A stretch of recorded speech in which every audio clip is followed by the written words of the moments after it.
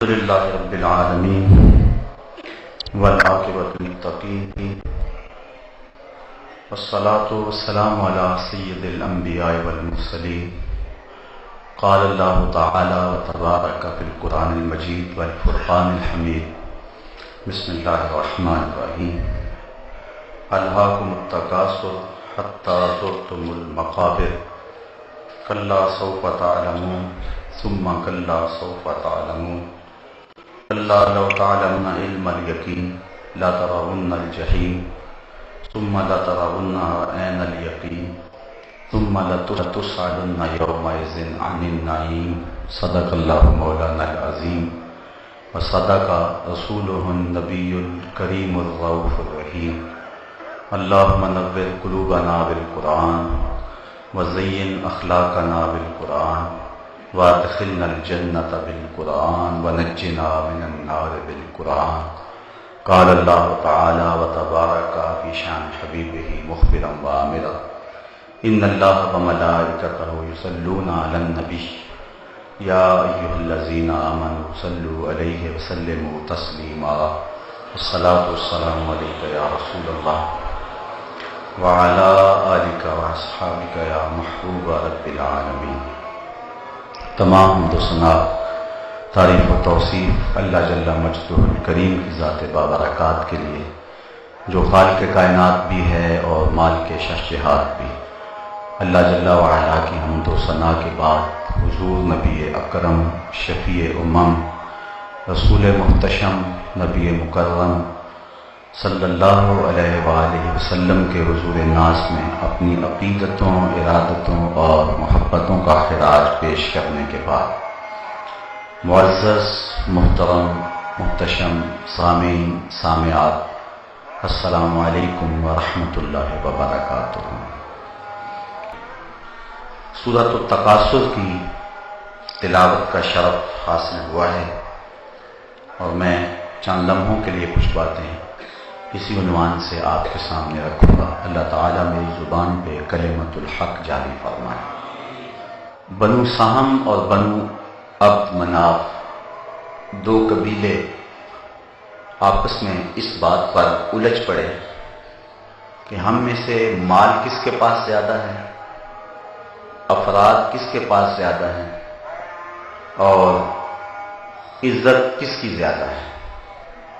اس سلسلے کے اندر انہوں نے اپنے افراد کی کثرت، اولاد کی کثرت اور مال کی کثرت کو بیان کرنا شروع کیا، حتیٰ کہ جو لوگ فوت ہو گئے تھے ان کی قبروں کو بھی گنا تاکہ ہم یہ ثابت کر سکیں کہ ہمارے قبیلے کے افراد دوسرے قبیلے کے افراد سے زیادہ ہیں.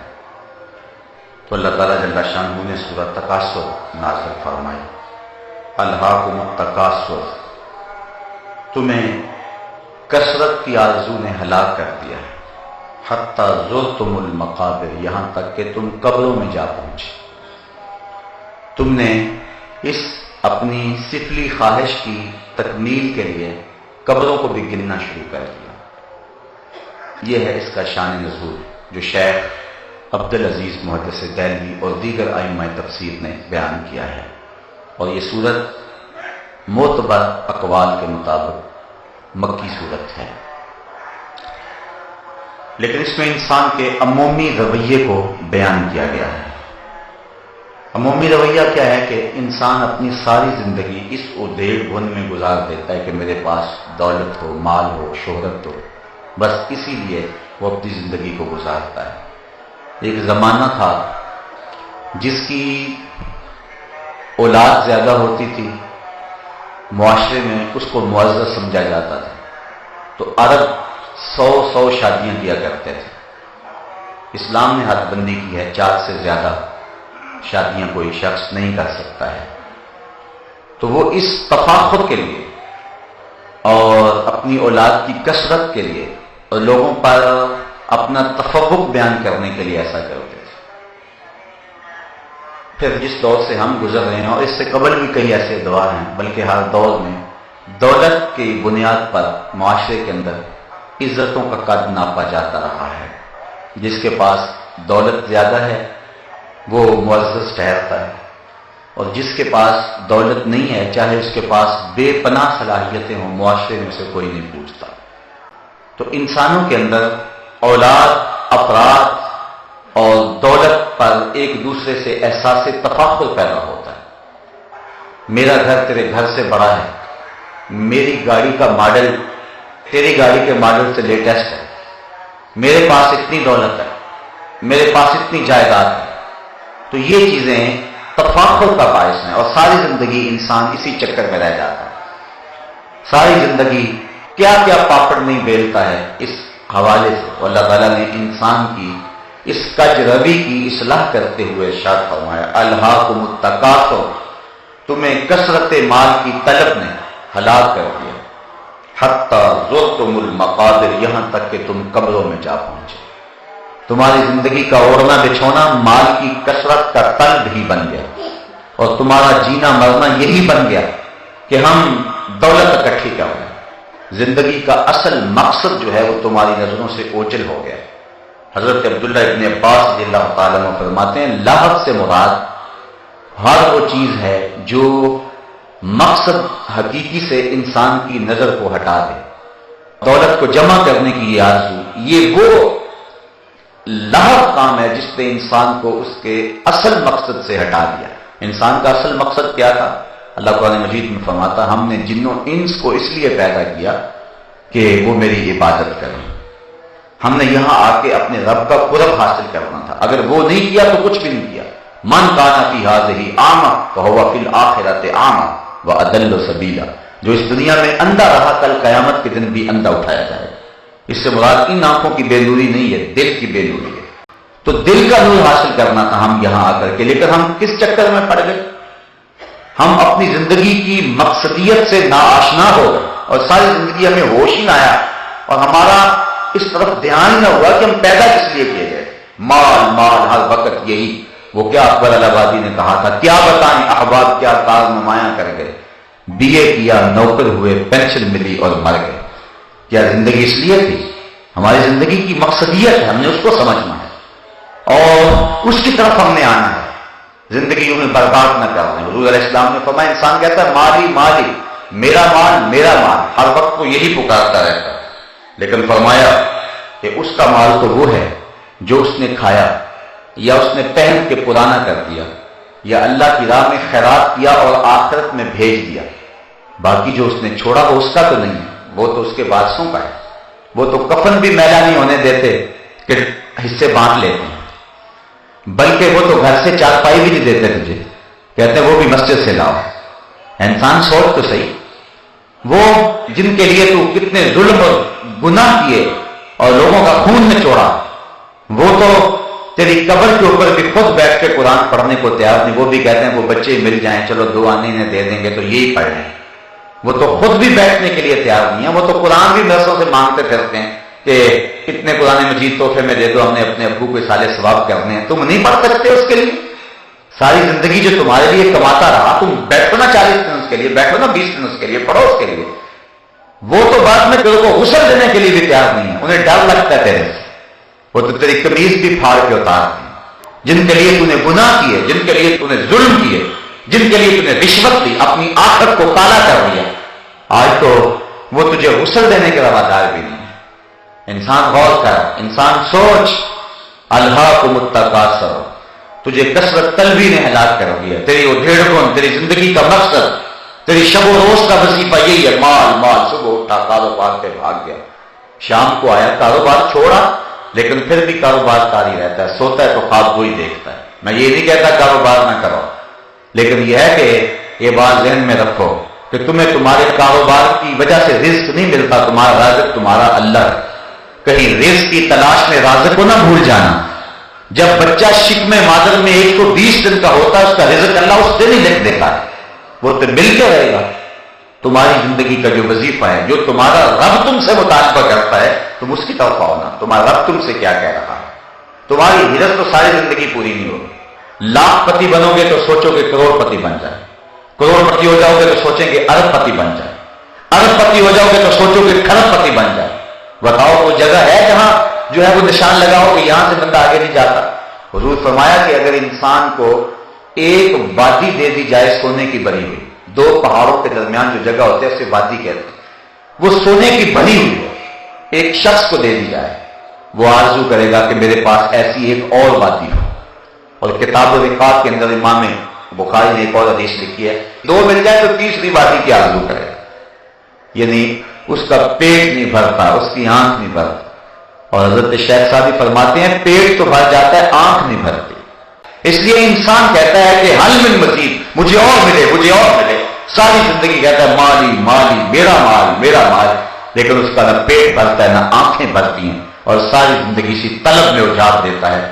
اور جو اس کی زندگی کا اصل وظیفہ تھا، جس لیے اللہ نے اس کو بھیجا ہے، وہ اپنی اس اصل زندگی کے مقصد سے ناآشنا رہتا ہے۔ تو ارشاد فرمایا الہاکم التکاثر، تمہیں کثرت طلبی نے ہلاک کر دیا، حتی زرتم المقابر، یہاں تک کہ تم قبروں میں جا پہنچے، تم قبروں کا رزق بن گئے، تم قبروں میں چلے گئے، تمہارا سب کچھ یہاں رہ گیا۔ امام ترمذی نے حدیث کی تخریج کی ہے کہ روزانہ قبر پکارتی ہے، انا بیت الغربہ وانا بیت البحر وانا بیت التراب وانا بیت الدود، میں تنہائی کا گھر ہوں، میں کیڑے مکوڑوں کا گھر ہوں، میں مٹی کا گھر ہوں، اور میں غربت اور مسافرت کا گھر ہوں۔ روزانہ پکارتی ہے بندے کو، اور بندہ ہے کہ غافل زمین کے پیٹ پہ چلتا رہتا ہے اور ساری زندگی گزار دیتا ہے۔ جب موت آتی ہے پھر ہاتھ ملتا ہے، لیکن پھر ہاتھ ملنے سے کچھ نہیں ہوتا، قبل اس سے کہ وہ وقت آئے ابھی اپنی زندگی کو نیکی کا حسن اور جمال دے لیں۔ وقت پر کافی ہے، ایک قطرہ بھی آب خوش ہنگام کا، جل گیا جب کھیت برسا بھی تو پھر کس کام کا۔ حضور علیہ السلام نے ارشاد فرمایا کنت نہیتکم عن زیارت القبور فزوروها لانها تذکر الاخرہ، میں تمہیں قبروں پہ جانے سے روکا کرتا تھا، اب حکم دیتا ہوں کہ قبروں پہ جایا کرو، اس لیے کہ قبریں آخرت کی یاد دلاتی ہیں۔ جب روکا تھا اس وقت مشرکین کی قبریں تھیں، کافروں کی قبریں تھیں، اس لیے کہا کہ قبروں پہ نہیں جانا۔ اور جب کچھ اہل ایمان فوت ہو گئے اور قبرستان مسلمانوں کا بن گیا، اب حکم دیا جاؤ۔ جب کافروں کی قبریں تھی منع کر دے، کن تو ہے تو کن، ایک زمانہ تھا میں تمہیں روکتا تھا کہ قبروں پہ نہ جایا کرو، لیکن اب میں حکم دیتا ہوں کہ تم قبروں پہ جایا کرو۔ کیوں؟ لِأَنَّهَا تُذَكِّرُ الْآخِرَةَ، اس لیے تمہیں آخرت کی یاد آئے۔ ٹوٹی پھوٹی اور شکستہ قبروں کو دیکھ کر کے تمہیں سوچ آئے گی کہ ہم نے بھی یہاں آنا ہے۔ حضرت غوث اعظم شیخ عبد القادر جیلانی علیہ رحمہ فرماتے ہیں جاؤ جا کے ٹوٹی پھوٹی اور شکستہ قبریں دیکھو، اور جا کے قبرستانوں میں دیکھو کتنے کتنے حسینوں کی مٹی خراب ہو رہی ہے، جو اپنے بدن پہ ایک چٹکی مٹی بھی نہیں پڑنے دیتے تھے، آج ان کے کفن بھی تار تار ہو گئے۔ ٹوٹی ہوئی قبریں بھی تمہیں آخرت کی یاد دلاتی، اور مرصع قبریں بھی، یہ گنبد اور مزار بھی تمہیں آخرت کی یاد دلائیں کہ یہ لوگ بھی تو اس دھرتی کے واسی تھے، کیا ہوا ہے کہ ان کی قبر کے اوپر میلہ ہی ختم نہیں ہوتا ہے۔ کہا میں تمہیں روکا کرتا تھا قبروں پہ جانے سے، لیکن اب حکم دیتا ہوں قبروں پہ جایا کرو، لِأَنَّهَا تُذَكِّرُ الْآخِرَةَ، تم وہاں جاؤ گے تو ان کی قبروں سے تمہیں آخرت کی فکر ملے گی، تمہیں آخرت یاد آئے گی۔ تو کہا الحاکم التکاثر حتی زرتم المقابر، کثرت طلبی نے تمہیں برباد کر دی، ہر وقت مال مال تمہاری زندگی کا مقصد بن کے رہے۔ حضور فرماتے ہیں ہر امت کا ایک فتنہ ہے، لیکن میری امت کا فتنہ مال ہے۔ بلکہ فرمایا حضور نبی رحمت صلی اللہ علیہ وسلم نے وَإِنِّي وَاللَّهِ مَا أَخَافُ عَلَيْكُمْ أَن تُشْرِكُوا بَعْدِي، فرمایا اللہ کی قسم کہ میں اس بات سے نہیں ڈرتا کہ میرے بعد تم شرک کرو۔ حضور نے تاکید کے ساتھ اور قسم کے ساتھ فرمایا وَإِنِّي وَاللَّهِ، اور بے شک مجھے قسم ہے میرے رب کی، مجھے اللہ کی قسم ہے کہ ما اخاف علیکم ان تشرکوا بعدی، کہ میرے بعد تم شرک نہیں کرو۔ یہ مولوی کا دماغ خراب ہو گیا کہ امت کو مشرک بنا رہا ہے۔ سوچیں، یہ بخاری شریف کتاب الرقاق کی روایت ہے، اس کو بار بار پڑھیں، امت کو مشرک نہ بنائیں اور شرک و کفر کے لوٹے بھر بھر کے امت پہ نہ ماریں، یہ ظلم نہ کریں امت پہ۔ حضور کے بھولے والے غلاموں کو شرک کا دھبا اور داغ نہ لگائیں ان پر، ڈریں قیامت کے دن سے جب ہر شے کھل کے سامنے آ جائے گی، کیا جواب دیں گے اللہ کے سامنے؟ اگر کوئی مزار پہ چلا جاتا ہے تو حضور احد کہ شہیدوں کے مزارات پہ نہیں جایا کرتے تھے؟ حضور نے وہاں منبر بچھوا کے باز نہیں کیے؟ عجیب سی کہانی ہے. امت کے اوپر شرک کا الزام نہ لگاؤ، امت مشرک نہیں ہو سکتی. اور یہ میں نہیں کہہ رہا، یہ آمنہ کا لال فرما رہا ہے. اور حضور اس کو تاکید کے ساتھ فرما رہے ہیں کیونکہ حضور کو علم تھا کہ میری بھولی بالی امت کو لوگ مشرک کہیں گے. حضور نے فرمایا وَإِنِّي وَاللَّهِ مَا أَخَافُ عَلَيْكُمْ أَن تُشْرِكُوا بِي، فرمایا مجھے قسم ہے اس رب کی، اللہ اکبر، مجھے قسم ہے اللہ کی، میرے بعد تم شرک نہیں کرو گے، مشرک نہیں ہوگے. حضرت موسیٰ علیہ السلام کوہ طور پہ گئے، 40 دن کا اعتکاف تھا. 40 دن ساری توجہ اللہ کی طرف لگائے رکھی اور امت سے توجہ ہٹا لی.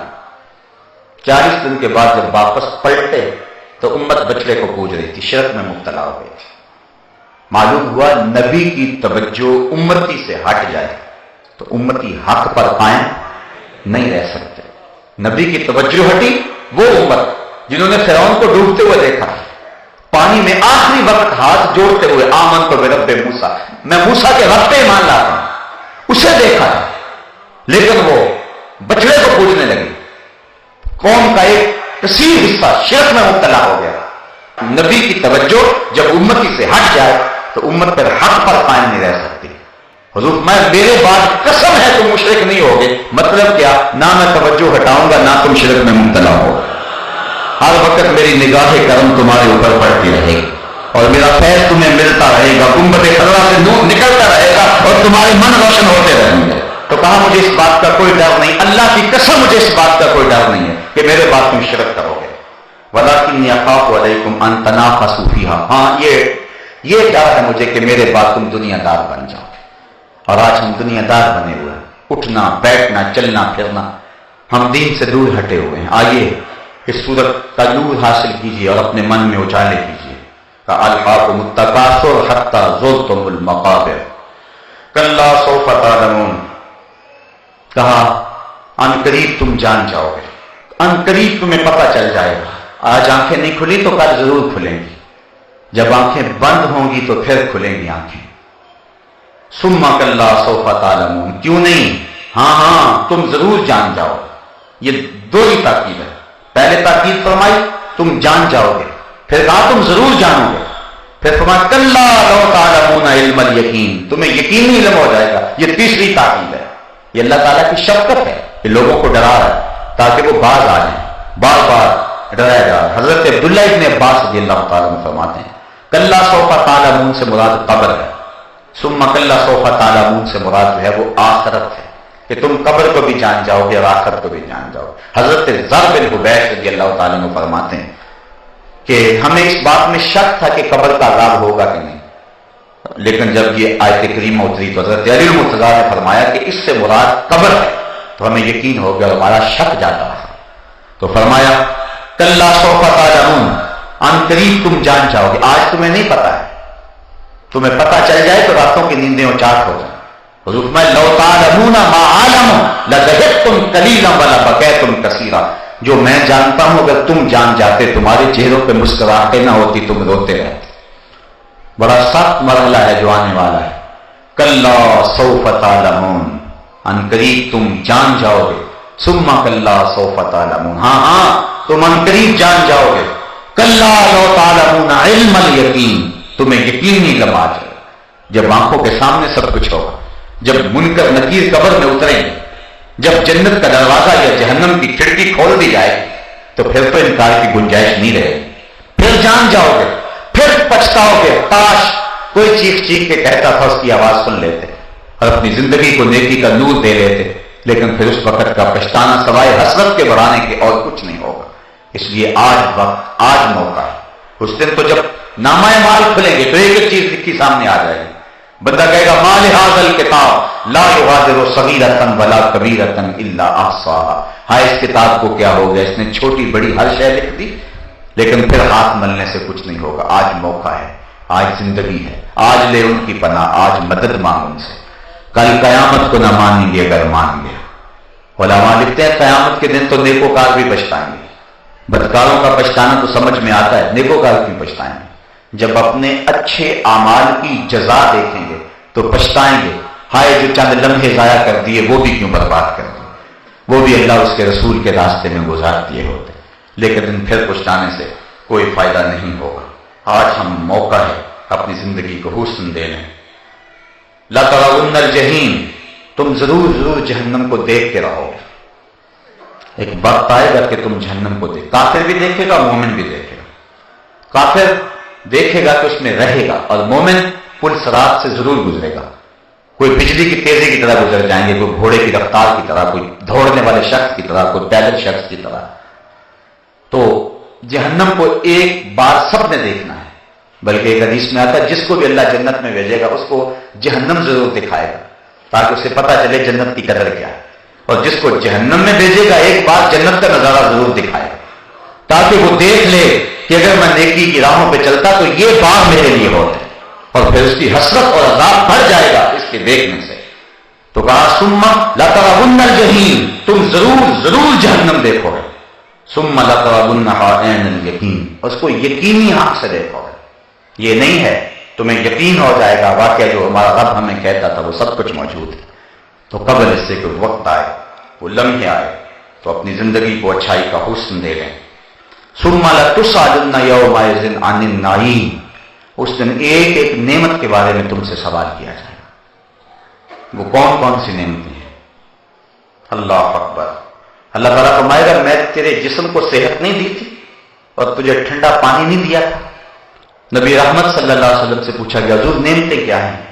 تو فرمایا کہ مکانوں کے سائے ہیں، یہ جو سائبان تنا ہوا ہے، اس سائبان کا سایہ جو ہے ٹھنڈے سائے ہیں، گھنے سائے ہیں، درختوں کے سائے ہیں، اور ٹھنڈے اور تازہ پانی ہے۔ اور بعض نے کہا کہ نعمت سے مراد جو اللہ تعالیٰ عطا فرمائے گا، جو جس کے بارے میں سوال کیا جائے گا وہ کیا ہے؟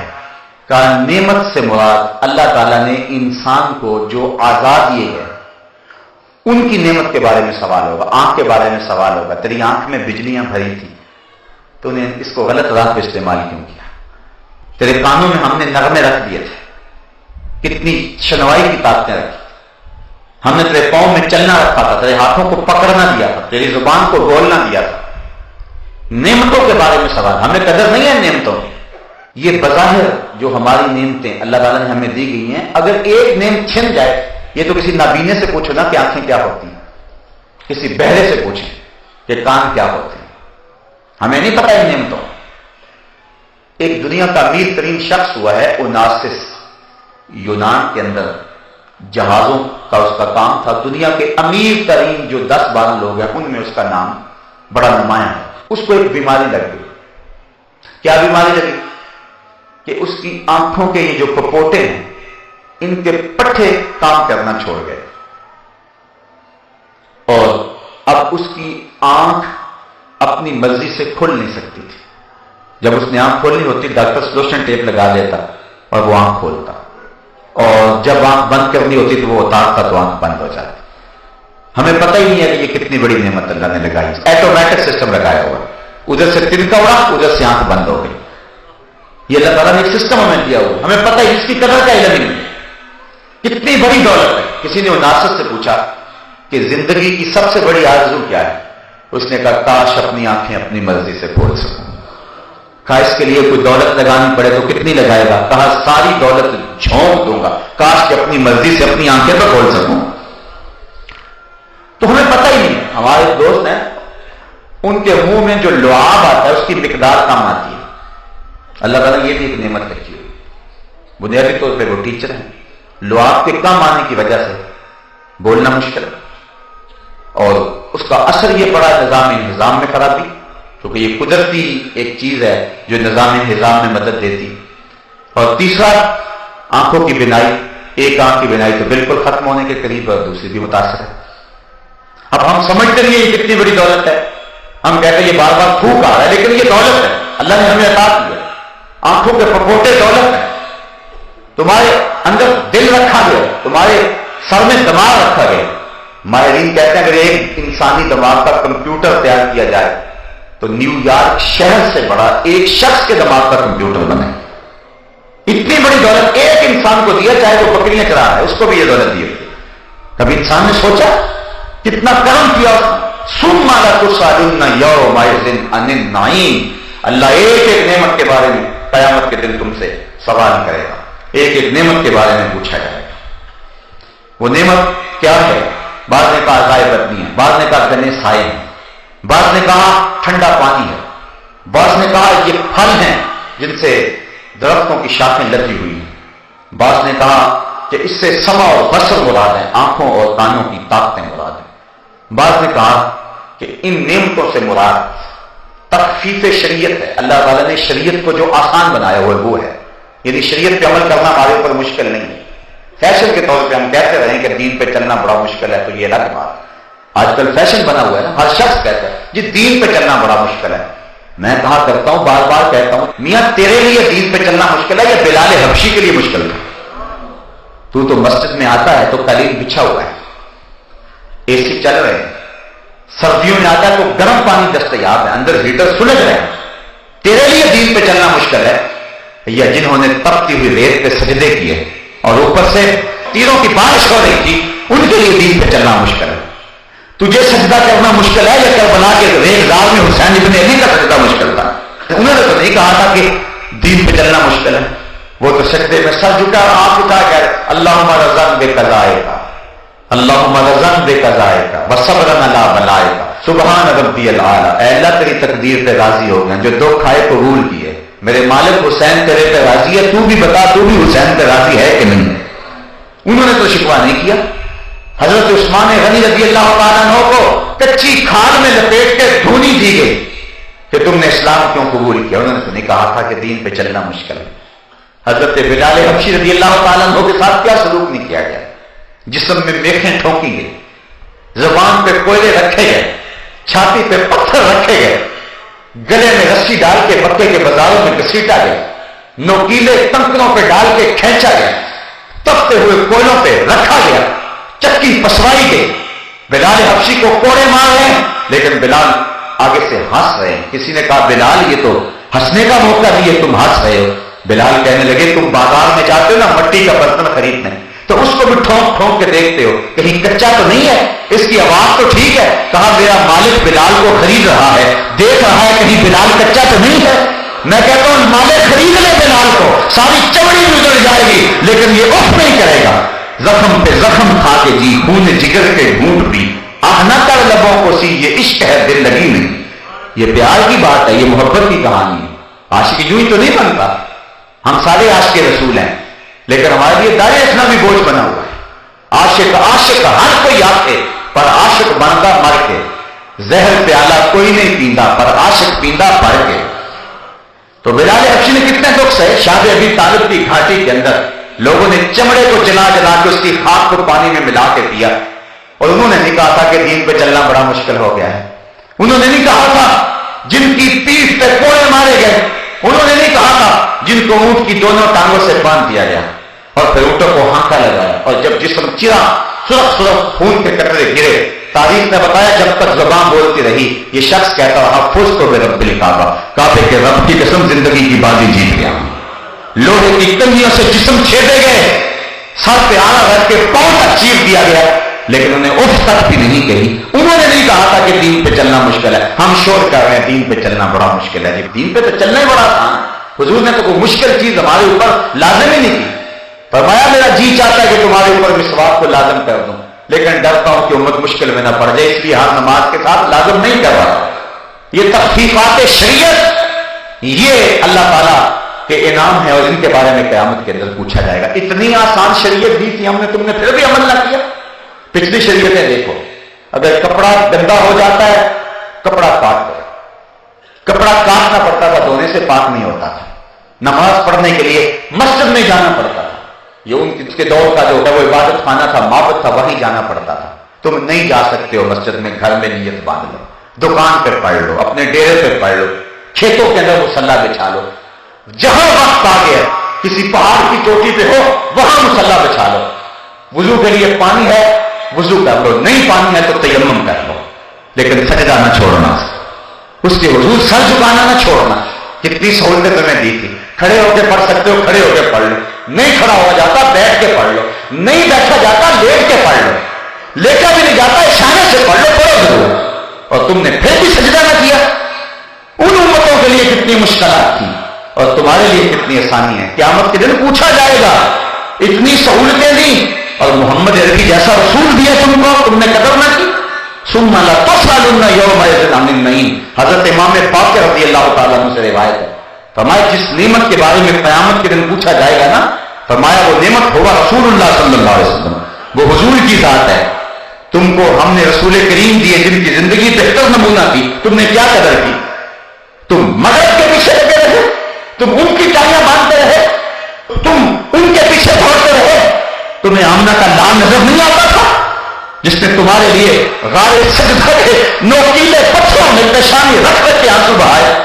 کبھی تمہیں وہ نبی بھی یاد آیا؟ کبھی اس کا خیال کیا تم نے؟ تم کن کے پیچھے بھاگتے رہے؟ تیرے صوفے ہیں فرنگی، تیرے قالی ہیں ایرانی، خون کے آنسو رلاتی ہے جوانوں کی تن آسانی، ہر کوئی مستے مئے ذوق تن آسانی ہے، تم مسلمان ہو، یہ انداز مسلمانی، حیدری فخر ہے دولت عثمانی ہے، تم کو اسلاف سے کیا نسبت روحانی ہے، وہ معزز تھے زمانے میں مسلمان ہو کر، تم خار ہوئے تارک قرآن ہو کر۔ حضرت امام راضی لکھتے ہیں کہ ثم لتسألن یومئذ عن النعیم، اس سے تخفیف شرائع بھی ہیں اور اس سے مراد قرآن بھی ہے۔ ہم نے قرآن پر عمل تمہارے لیے آسان بنا دیا۔ تم نے کہاں تک قرآن پہ عمل کیا؟ تم نے قرآن کو صرف تعویذ گنڈوں کے لیے رکھا؟ تم نے قرآن کو صرف کچہری میں سر پہ اٹھانے کے لیے رکھا؟ جب کوئی شخص مر گیا تو صرف اس کے ایصال ثواب کے لیے قرآن کو پڑھا؟ تم نے دکان اور گھر میں برکت کے لیے قرآن کھولا؟ یہ ساری برکتیں قرآن کے دامن سے ہیں، لیکن کیا قرآن کے نزول کا مقصد یہ تھا؟ بڑی خوبصورت شاعر مشرق نے بات کی، ایک بار کہتا بندے صوفی و ملا اسیری، حیاتت حکمت قرآن گیری، بآیاتش ترا کار جزی میں کیا یاسی نے او آساں بمیر، کا تو جاہل صوفی اور کاہل ملا کے ایسے پھندے میں پھنسا کہ قرآن سے زندگی تلاش نہیں کی۔ قرآن کی آیتوں سے تجھے صرف اتنا سروکار رہا، جب تیرے بوڑھے کی روح اٹک گئی تو تو سورہ یاسین لے کے بیٹھ گیا کہ اس کی روح آسانی سے نکل جائے۔ اقبال کہتا ہے اس میں کوئی شک نہیں ہے کہ اس کی روح آسانی سے نکل گئی، لیکن افسوس کا پہلو یہ ہے کہ تو نے قرآن سے بھی مرنا ہی سیکھا۔ جس قرآن سے تو نے مرنا سیکھا کاش اس سے جینا بھی سیکھ لیا ہوگا۔ تو نے قرآن سے بھی مرنے کی راہیں تلاش کی، اس کا لفظ لفظ حیات آفری تھا، اس کا حرف حرف زندگی بخش تھا، اس کی ایک ایک آیت نور افزا تھی، زندگی کا سارا حسن، سارا جمال اور سارے اجالے اس قرآن کے دامن میں تھے، لیکن تو نے قرآن سے بھی مرنا ہی سیکھا، کاش قرآن سے تو نے جینا بھی سیکھ لیا ہوتا۔ کتاب زندہ قرآن حکیم، حکمت او لا یزالستو قدیم، گر تمی خواہی مسلمان زیستن، نیست ممکن جز بقرآن زیستن۔ مولا کائنات حضرت المرتضیٰ فرماتے ہیں، حضرت امام ترمذی نے اس حدیث کی تخریج کی ہے، حضور قرب قیامت کے فتنوں کا تذکرہ کرتے تھے، جب بارش کی طرح فتنے اتریں گے، ہر روز فتنے ہی فتنے، فرمایا کہ بڑے فتنے نازل ہوں گے، اس کی حضور سے بچنے کی صورت کیا؟ فرمایا اللہ کی کتاب قرآن مجید، جو اس کتاب سے جڑ جائے گا وہ فلاح پا جائے گا۔ آئیے قرآن سے جوڑیں اور سنو اپنے محبوب کا فرمان۔ حضور فرمایا کہ قرآن اللہ کی رسی ہے، حبل ممدود من السماء الی الارض، اور پھر ایک حدیث سنیے جھوم جائیے، فرمایا اس رسی کا ایک سرا تمہارے ہاتھ میں ہے، دوسرا سرا تمہارے رب کے ہاتھ میں ہے۔ فرمایا اگر تمہارا اللہ سے باتیں کرنے کو جی چاہے تو قرآن کھول کے بیٹھ جائے گا۔ حضرت سہل بن عبداللہ تستری جنگل میں رہتے تھے، کوئی شخص ان کو ملنے کے لیے گئے، کہا حضرت اس جنگل میں رہتے اور ذرا شہر کی رنگینیاں بھی دیکھو، اور کہاں جنگل میں رہتے ہو، کہاں ڈیرے لگائے ہو، آپ آؤ شہر میں، لوگوں کو ملو، تمہارے مزاج کے لوگ بھی تمہیں ملیں گے، یہاں تنہائی میں دن راتیں کیسے کاٹتے؟ حضرت سہل بن عبداللہ فرمانے لگے تمہیں کس نے کہا کہ میں تنہا رہتا ہوں؟ انہوں نے کہا ہم خود دیکھا کہ آپ تنہا رہ رہے ہیں۔ فرمایا نہیں، جب میرا اس کی باتیں سننے کو جی چاہتا ہے تو میں قرآن کھول کے بیٹھ جاتا ہوں، اور جب اس سے باتیں کرنے کو جی چاہتا ہے تو نماز کے لیے کھڑا ہو جاتا ہوں، کبھی اپنی سناتا رہتا ہوں، کبھی اس کی سنتا رہتا ہوں۔ تمہیں کس نے کہا کہ میں تنہا رہتا ہوں؟ میں تو دم دم اپنے رب کے ساتھ رہتا ہوں۔ اس دن پوچھا جائے گا کسی امت کے پاس اس کے نبی کا کوئی معجزہ اصل صورت میں موجود نہیں ہے، تورات، زبور، انجیل، صحف ابراہیم، صحف موسیٰ، تحریف پاک آ گئی۔ اگر وہ ہدایت کی راہیں تلاش کرنا بھی چاہے تو وہ چشمہ جہاں سے ہدایت ملتی ہے وہ سوکھ گیا ہوا ہے، تحریف پاک آ گئی، تیقن سے کہہ نہیں سکتے کہ یہ اللہ کا کلام ہے یا نہیں۔ پتہ نہیں کہاں کہاں جو ہے وہ گڑبڑ کر دی گئی ہے۔ امت مسلمہ تو شکر ادا کر کہ صدیاں گزرنے کے بعد تیرے نبی کا سب سے بڑا معجزہ اب بھی تیرے پاس اصلی صورت میں موجود ہے۔ تو اس قرآن سے اپنے من میں چراغاں کر سکتا تھا، اپنے ماحول میں روشنی دے سکتا تھا، اس قرآن کو لے کر کے تو اپنے من کے سارے اندھیرے ختم کر سکتا تھا، لیکن تو نے اس قرآن کو صرف کتاب برکت سمجھا، اس کو ضابطہ زندگی نہ سمجھا۔ تیری کچہریوں میں قانون اور جاری رہے، تیرے گھر کے اندر علاقائی رسمیں رہے، تیری شادی کے اندر ہندوانہ رسمیں رہے، تیری زندگی کا سارا تانا بانا جو ہے وہ کوئی علاقائی رسموں سے اور کچھ تیری خواہش سے اور کچھ تو نے مغرب چب لینا شروع کر دیا۔ قرآن کو تو نے پسے پش ڈال دیا۔ کل یہ قرآن اللہ سے شکایت کرے گا، قرآن کہے گا مالک انہوں نے مجھے پسے پش ڈال دیا تھا، اور رسول بھی اللہ کی بارگاہ میں کہے گا کہ انہوں نے قرآن کو چھوڑ دیا تھا، پھر کیا جواب دو گے؟ تو کل قیامت کے دن جو ہے وہ جو سوال ہوں گے ان میں سے قرآن کا سوال ہوگا۔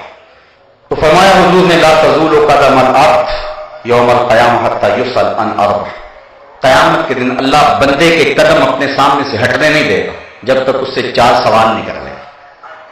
4 سوال پوچھے گا، اور ایک حدیث جس کو امام بخاری نے نقل کیا ہے اس میں 5 چیزیں ہیں، اور یہ 5 یا ایک چیز کو جو ہے وہ ایک سوال میں درج کیا گیا۔ وہ کیا ہے؟ حتی یسأل عن اربع عن عمرہ فیما افناہ، پہلے عمر کے بارے میں پوچھا جائے گا کہ تم نے اس کو کہاں فنا کیا۔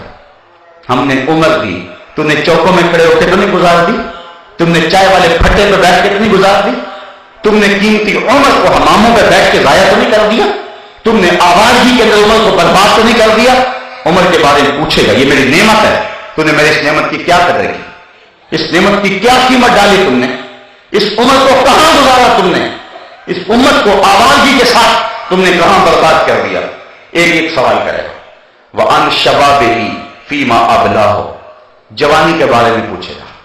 جوانوں، یہ سوال قیامت کے دن رب پوچھے گا، اور یہ بخاری کی حدیث ہے۔ رکنا اتنی دیر تک اللہ تعالیٰ اپنے سامنے سے بندے کو ہٹنے نہیں دے گا جب تک یہ سوال ضرور پوچھنا دے گا کہ جوانی کہاں گزاری، مجنوں تو نہیں بن گیا تھا، دنیا کی محبت میں گرفتار تو نہیں ہو گیا تھا، تیری نظر بدکاری تو نہیں کرتی تھی، تیرے خیال بہت تو نہیں گئے تھے، تیری سوچیں آوارہ تو نہیں ہو گئی تھی، تو جوان ہو کے رب کے حکموں کو توڑتا تو نہیں تھا، تیری جوانی کی دین کو ضرورت تھی، کابل میں لوگ لٹ رہے تھے، کندھار میں کافلے لٹ رہے تھے، تیری بہن آسیہ صدیقی رو رہی تھی، جیل کی دیواروں سے سر پھٹ رہی تھی اور رو رو کے چیخ کے کہہ رہی تھی ہمیں چھڑا لو، ہمیں کافروں کے بیٹوں کی مائیں بننا ہم سے گوارا نہیں ہو رہا ہے۔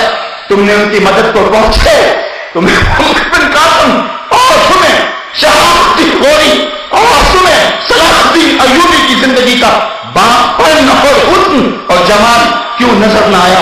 تم نے اپنی زندگی کہاں گزاری؟ تم اپنی ہی بہنوں بیٹیوں کو دیکھے ریچھوں کی طرح ناچتے رہے، تم نے اپنی ہی نظروں کو گندا کرتے رہے، تم پارکوں اور چوکوں اور بازاروں اور کالجوں کے دروازوں پر کھڑا ہو کے جوانی گزار دی۔ کل کیا جواب دو گے اپنے رب کے سامنے؟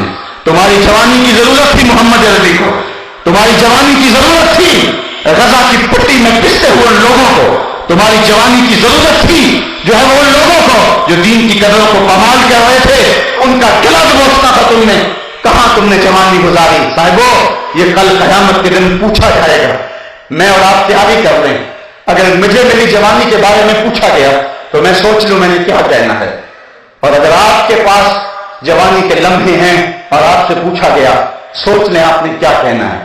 اگر آوارگی میں گزاری ہوئی تو پھر کیا جواب دیں گے، لیکن اگر جوانی کسی ڈھب کے کام پہ لگ گئے تو پھر نظریں تو جھکی ہوں گی، رب کے سامنے اٹھیں گے تو نہیں نظریں، لیکن کہیں گے مالک تیرے قرآن کی نوکری کرتے رہے، اس جوانی میں ہم نے تیرے دین کا کام کیا، اس جوانی کے اندر راہ حق کے مسافر رکھے، تو اللہ اتنی دیر تک بندے کے قدم اپنے سامنے سے ہٹنے نہیں دے گا جب تک اس کو یہ سوال نہیں کر دے گا کہ تو نے اپنی جوانی کہاں گزاری۔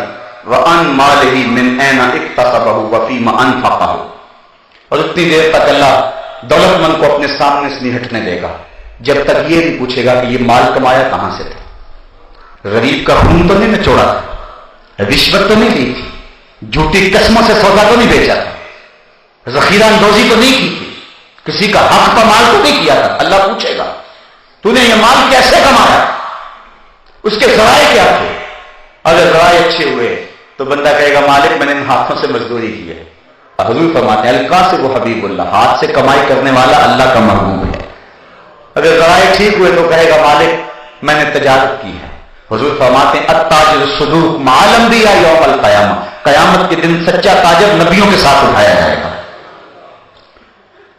پھر چوتھا سوال وفیما انفقہ، صرف کمانا ہی کام نہیں ہے، خرچ کہاں کیا؟ اللہ تللو میں تو نہیں جا رہا. آج بڑی ڈھینگ ماری جاتی ہے میں 10 لاکھ روپیہ مری خرچ کرایا، میں نے بیٹے کی شادی کی ہے 5 لاکھ کی آتش بازی کر دی، اتنے پیسے میں نے الیکشن پہ لگا دیے، اتنے پیسے میں نے فلاں جگہ خرچ کر دی، یہ میرے کوٹھی کا گیٹ دیکھو یہ 10 لاکھ روپے کا بنا ہے. اللہ تعالیٰ فرماتا ہے یقول اخلقت مالا لبدا، سورۃ البلد ہے، کہتا میں نے بڑا مال خرچ کیا، میں نے یہاں لگا دیا، میں نے یہاں لگا دیا، اور گمان کرتا ہے کہ میرے اوپر کسی کا بس نہیں چل سکتا. اللہ فرماتا ہے کہ کوئی نظر تجھے دیکھ رہی ہے، تیرا سارا حساب لکھا جا رہا ہے. اور انسان اگر تو خود دیکھتا الم نجعل لہ عینین ولسانا وشفتین وہدیناہ النجدین، ہم نے تجھے آنکھیں نہیں دی، ہم نے تجھے ہونٹ اور زبان نہیں دیے، تو کبھی دیکھتا.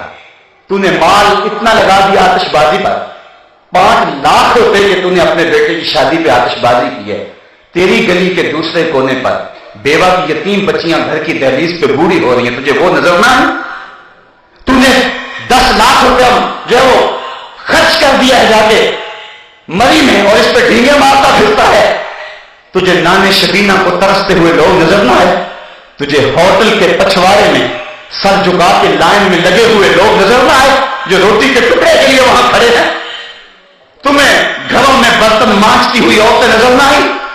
تجھ کو یتیم لاچار دکھی مجبور مساکین اراملہ یہ نظر نہ آئے؟ تجھے عید کے دن بھی پاپڑ بیچتے بچے نظر نہ آئے؟ تو نے معصوم بچوں کو بسوں میں کنڈکٹروں کے دھکے کھاتے ہوئے پانی بیچتے ہوئے دیکھا اور تجھے اس کا خیال نہ آیا؟ تجھے عید کے دن بھی غبارے بیچتے ہوئے بچے نظر نہ آئے؟ تجھے ہسپتالوں کی لاوارث وارڈوں کے اندر دوائی کے لیے ترستے تڑپتے مریض نظر نہ آئے؟ اللہ نجعل لہ عینین، تجھے کسی نے نہیں بتایا تھا، ہم نے خود آنکھیں نہیں دی تمہیں. ولسانا وشفتین، تجھے زبان بھی دی تھی، چل خود نہیں کر سکتا کسی کو تو کہہ سکتا، کسی کو تو توجہ دلا سکتا تھا. تجھے زبان دی ہے، 2 ہونٹ دیے، کیا مقصد ہے اس کا؟ تو نے برباد کر دیا. پوچھا جائے گا ان چیزوں کے بارے میں، سوال ہوگا تو نے مال کہاں خرچ کیا. عید کے دن کلیجہ پھٹتا ہے، ایک طرف ہم عید کی خوشیاں منا رہے ہوتے ہیں اور ایک طرف غریبوں کے بچے روٹ کے بیٹھے ہوتے ہیں کہ اتنے پیسے دو گے تو ہم گھر سے جائیں گے. بچے تو بچے ہوتے ہیں اور تو کھیلنے کو چاند بھی مانگ لیتے ہیں.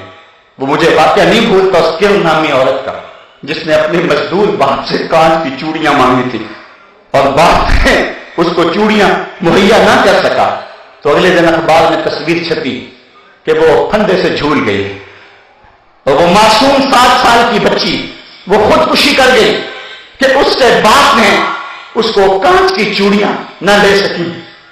وہ کانچ کی چوڑیاں لے کر نہ دے سکا. خودکشی بڑی بری بات ہے لیکن اس پہلو پہ غور کرو کہ اس کا باپ اس کی ننھی سی آرزو پوری نہ کر سکا.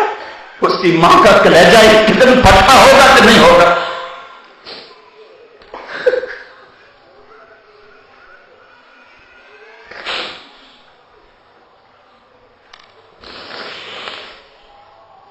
اعلی نسل کوٹھیوں میں رہنے والوں غریبوں کی جھونپڑیوں کو بھی دیکھو.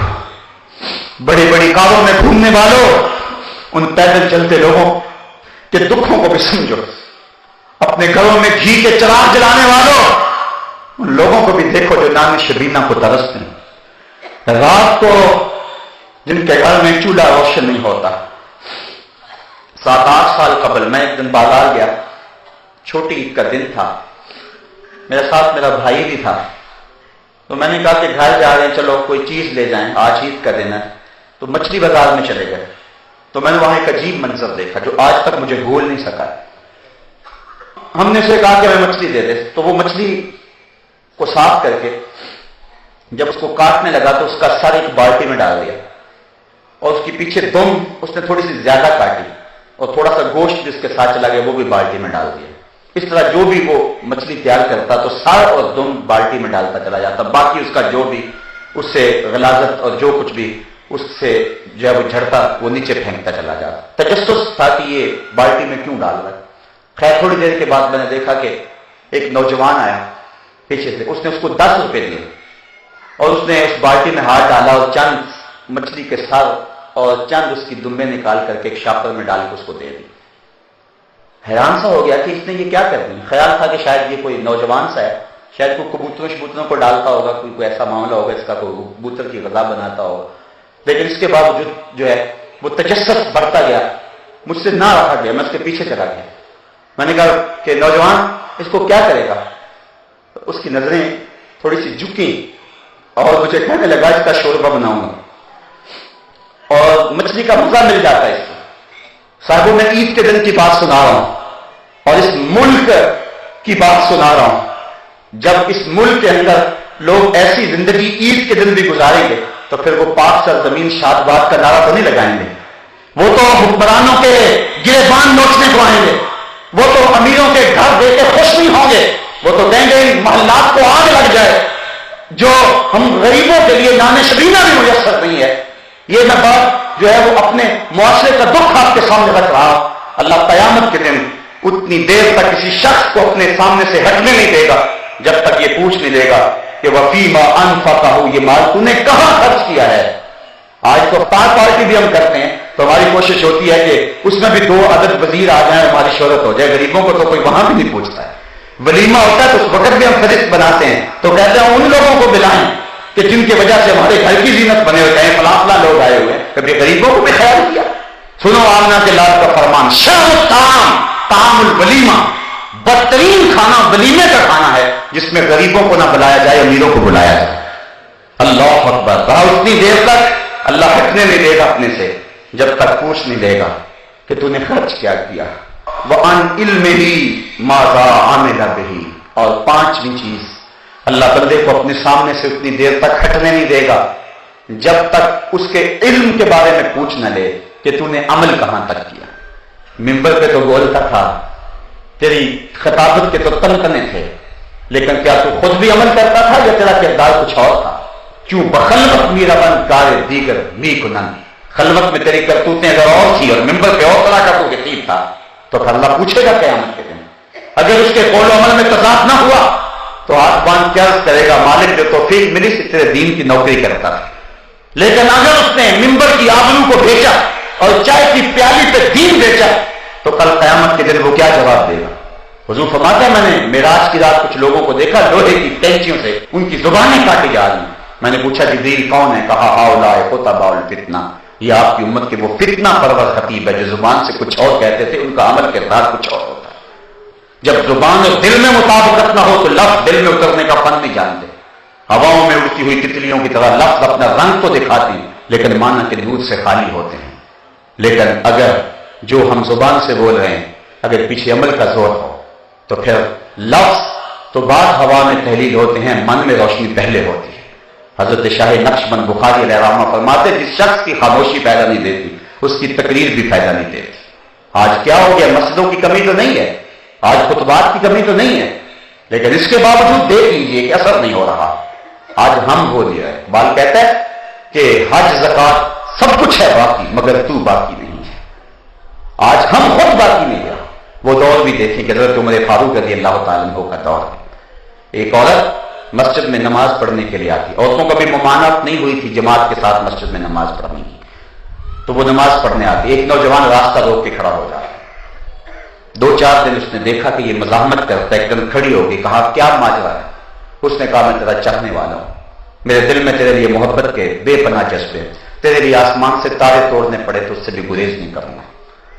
اس نے کہا کہ میری کوئی شرط نہیں، اگر تو بڑا ہی چاہنے والا ہے میرا تو ایک شرط اگر پوری کر دے پھر میں تیرے لیے حاضر ہوں۔ کہا بتاؤ؟ کہا 40 دن تک حضرت عمر کے پیچھے نمازیں پڑھ لیں، 40ویں دن کی آخری نماز کے بعد یہی ملاقات ہو۔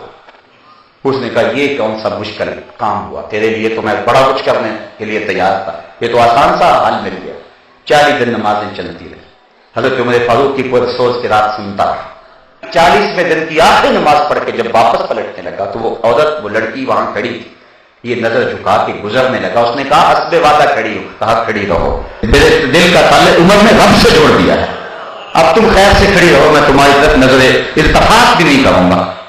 40 دن نمازیں پڑھی تو من بدل گیا. میرے پیچھے اگر کوئی 40 سال نمازیں پڑھے اور پھر بھی نہ بدلے تو مجھے سوچنے کی ضرورت ہے کہ نہیں. تو کہا عالم سے پوچھا جائے گا کہ جو تو نے علم لوگوں کو بیان کیا اور علم جانتا تھا اس پر خود کتنا عامل تھا.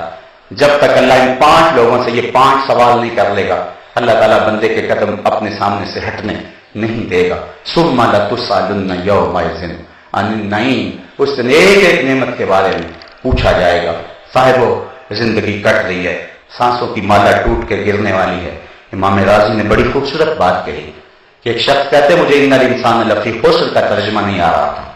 میں گیا بازار میں، وہاں ایک آدمی پھٹے پہ برف رکھ کے بیچ رہا تھا اور ساتھ کیا کہہ رہا تھا، ارحموا ارحموا من یذوب راس مالی، اور میرے پہ رحم کرو، مجھ سے برف لے لو. اگر تم نے برف نہ خریدی تو میں نے کمائی کیا کرنی ہے، جو پیسے لگائے میرے وہ بھی ڈوب جائیں گے، کیونکہ برف کسی گاہک کا انتظار نہیں کرتی. تو کہا جب اس نے یہ بات کہی تو مجھے ان الانسان لفی خسر کا ترجمہ سمجھ میں آ گیا. میں نے بھی کہا سانسوں کے ذریعے زندگی کی برف پگھلا رہے ہیں. اگر جلدی جلدی ان سانسوں کے بدلے میں زندگی کا حسن خرید لیتے ہیں اور نیکی اچھائی حاصل کر لیتے ہیں تو یہ زندگی کام آ گئی، ورنہ انسان خسارے کا سودا کر رہا ہے. ماہ رمضان آیا تھا، اب ہم سے رخصت ہو رہا ہے. آج جمعۃ الوداع ہے، آیا اور گزر گیا. اس طرح زندگی بھی ساری گزر جانی ہے. صاحبو آج توبہ کر کے اٹھیں، اللہ سے رجوع کریں. شاید زندگی میں یہ دوبارہ موقع ملے گی نہ ملے. اللہ سے عرض کریں مالک پچھلے سارے گناہوں کو معاف کر دے اور رمضان المبارک کی ان گھڑیوں کا صدقہ ہماری خطاؤں سے درگزر فرما. اللہ تعالیٰ آپ سب کو جزائے جزیل عطا فرمائے اور حضور کی اطاعت کی توفیق عطا فرمائے. وآخر دعوانا